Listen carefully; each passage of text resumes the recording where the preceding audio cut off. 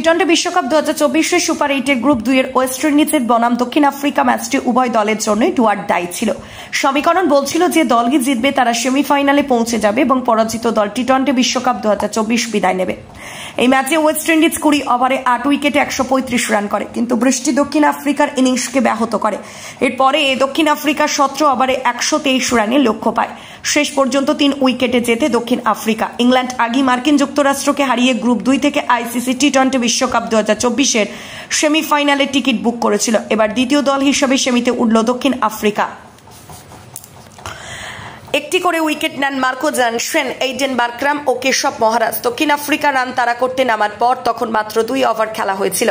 সেই সময় 2 wicket 15 run করে খেলেছিল দক্ষিণ আফ্রিকা। তখন বৃষ্টি শুরু হয়।